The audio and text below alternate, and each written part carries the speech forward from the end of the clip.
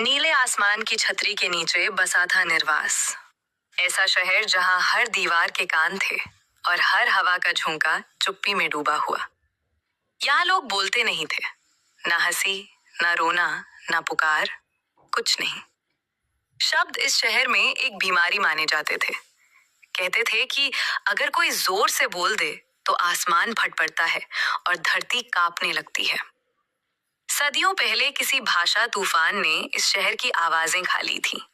तब से निर्वास के लोग अपने दिल की बात आंखों की झपकी, उंगलियों की हरकत और पत्तों की सरसराहट से कहते थे। इसी शहर में रहता था इंद्र, 14 बरस का एक लड़का। उसकी आंखों में बेचैनी और मन में सवालों का मेला था। वो अपने दादा से सुन चुका था कि कभी संसार में शब्द नदियों की तरह बहते थे। कोई गीत गाता तो तारे झिलमिलाते, कोई रो पड़ता तो बादल बरसते। इंद्र इस खोई हुई दुनिया की कल्पना करता और कुनमुनाए होठों से बिना आवाज शब्द रचता। नमस्ते, धन्यवाद, माँ। पर बोलने की हिम्मत नहीं थी, क्योंकि निर्वास में बोलने का मतलब था सजा, जीवन भर का निर्वासन। एक शाम जब सूरज ढल रहा था और शहर की लाल ईंटें अंगारों की तरह चमक रही थीं, इंद्र अपने पुराने घर के अटारी में पहुंचा। वहां उसे एक लकड़ी का संदूक मिला जिस पर राख जैसी धूल थी। ताले में हल्का सा दरार था, जैसे कोई उसे खोलने का इंतजार कर रहा हो। उसने कांपते हाथों से ढक्कन उठाया। अंदर पुरानी चिट्ठियां थीं, स्याही के धुंधले चिन्ह, कुछ उखड़े हुए शब्द, कुछ चुप्पी, और सबसे ऊपर एक छोटी पीतल की घंटी। उस घंटी के ऊपर उत्कीर्ण शब्द थे, स्वर है शक्ति। इंद्र ठहर गया। उसने घंटी उठाई और अपनी हथेली में झुलाया। घंटी ने एक नरम, खोई हुई सी टुनटुन की आवाज निकाली, जैसे किसी ने सदियों से दबी उजाड़ नदी को छुआ हो। उसी पल चारों ओर फैले धुंधले सन्नाटे में हल्की कंपन हुई, जैसे हवा जाग उठी हो। अगली सुबह शहर के लोग इंद्र को शहर चौक में ले गए। हर कोई उसकी आंखों में डर और हैरानी पड़ रहा था।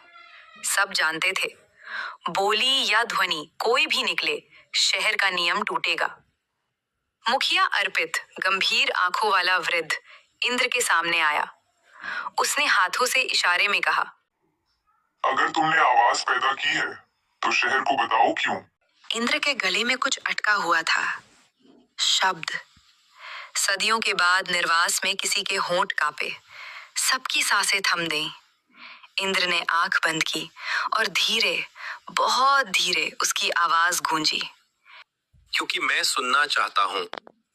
ये शब्द हवा में फूटे, जैसे किसी ने मौन की चट्टान चीर दी हो। शहर कांप उठा, आसमान गरजने लगा, पर कोई विनाश नहीं हुआ। ना धरती टूटी, ना बादल फटे। लोग स्तब्ध थे, आवाज और कुछ नहीं। धीरे धीरे हवा में जमे शब्द पिघलने लगे। एक छोटी बच्ची अन्वया इंद्र के पास आई और उसके कान में फुसफुसाई, तुम्हारी आवाज सुंदर है। लोगों ने एक दूसरे को देखा। सदियों से दबा डर थोड़ा सा पिघला। मुखिया अर्पित ने अपने गले से एक कराह सी आवाज निकाली, जैसे जंग लगा दरवाजा खुल रहा हो।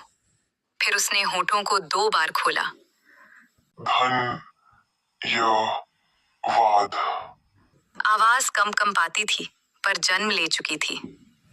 उस रात पूरा शहर बेचैन था। क्या बोलना सच में खतरनाक था, या ये सिर्फ डर की विरासत थी? इंद्र अपने कमरे में बैठा सोच रहा था कि तभी उसकी खिड़की पर काले पंखों वाला नील कौवा बैठा। वो पक्षी सदियों से शहर के बाहर मंडराता था, कभी किसी को पास न आने देता। आज उसने इंद्र को देखकर 3 बार कर्कश स्वर निकाला और उड़ गया। इंद्र समझ गया, भाषा शहर से नहीं, दुनिया से खोई थी। निर्वास के बाहर भी जगहें थीं जो बोलना भूल चुकी थीं। अगले दिन इंद्र, अन्वया और कुछ युवा शहर के बाहर निकले। उन्होंने तय किया, आवाज को वापस लाना है। उनका सफर शुरू हुआ।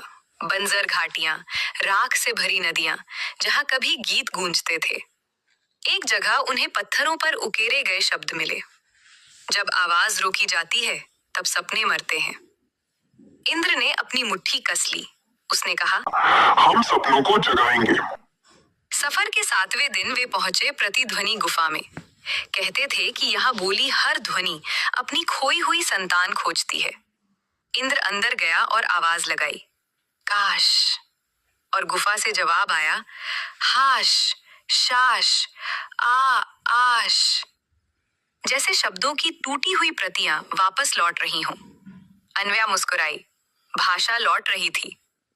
कुछ हफ्तों बाद समूह वापस निर्वास आया।